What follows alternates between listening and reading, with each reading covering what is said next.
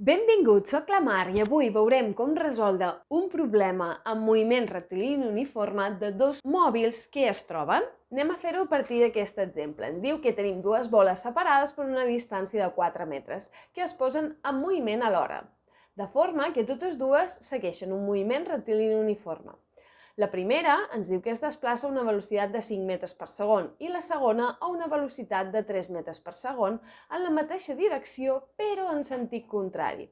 I ens demana que calculem quan es trobaran i en quina posició serà. Trobar-se vol dir que tenen la mateixa posició, és a dir, hem de trobar en quin moment la X d'un mòbil i de l'altre són la mateixa. Per fer-ho ens haurem de basar en les equacions del moviment. Llavors serà el primer que haurem de fer per resoldre aquest exercici és trobar les dues equacions del moviment.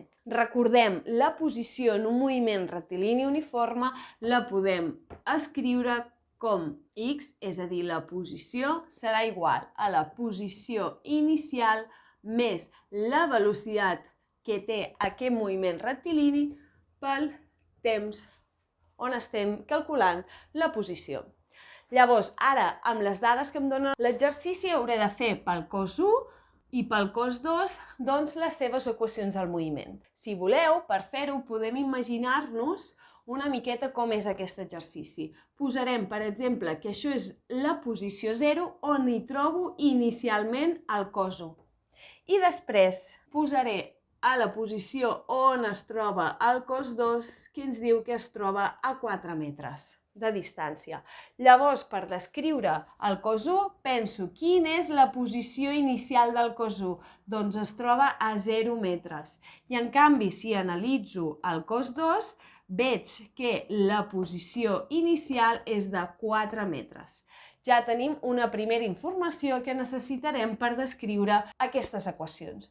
Després, què més necessito? Doncs les velocitats dels dos cossos. Em diu que el cos 1 es mou a una velocitat de 5 metres per segon. I a més, sabem que va en un sentit. Anem a pensar que es mou cap a la dreta i que jo cap a la dreta doncs considero que és el positiu. Què passa amb l'altre cos? Que la velocitat del segon cos ens diu que és de 3 metres per segon. Ara bé, ens indica clarament que va en la mateixa direcció, és a dir, sobre la mateixa recta, però que va en sentit contrari. És a dir, aquest cos 2 es mou cap a l'esquerra. En sentit contrari, llavors vol dir que la seva velocitat és negativa, perquè té sentit diferent.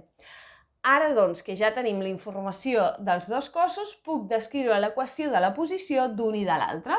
Doncs del primer cos serà posició inicial, que és 0, més la velocitat, que són 5 metres per segon, per la t. I en el cas del cos 2, la posició serà posició inicial, que hem dit que és 4 metres, ja que hem pres el 0 on es troba el número 1, llavors serà 4, i ara la velocitat és negativa, per tant, menys 3 per t. Ja tenim descrites les dues equacions de la posició dels dos cossos. I d'aquí traurem la informació que se'ns demana. Com que ens diuen que s'han de trobar, què vol dir trobar-se? Que estan a la mateixa posició. Trobar-se voldrà dir doncs, que la posició de l'1 serà igual a la posició del 2. Això és la base per transformar aquesta expressió en expressió matemàtica. Llavors, simplement el que haurem de fer és igualar aquestes dues equacions. Llavors, sabem que 5t ha de ser igual a l'expressió de la posició 2. Per tant, ha de ser igual a 4 menys 3t. Doncs he transformat això pel cas concret d'aquests dos mòbils. I ara, a partir d'aquí, faig els càlculs matemàtics per trobar el temps i després la posició. El temps, què faig? Aïllar la t. Doncs 5t més 3t serà igual a 4. Per tant, 8t és igual a 4. t serà igual a 4 partit per 8, per tant, el temps serà 0,5 segons. Doncs, al cap de mig segon, aquests dos mòbils es trobaran. Hem trobat quan, però ara volem saber on. Per saber on, com que sabem que les dues són iguals, podem utilitzar tant l'equació del cos 1 com l'equació del cos 2. Podem fer, doncs, servir la que vulguem. Podem, per exemple, doncs, provar-ho amb aquesta. Sé que la posició ha de ser igual a 5 pel temps. Quin temps? Doncs sabem en el moment en què ens s'han trobat. Jo vull saber on estan, on s'han trobat. Doncs per 0,5.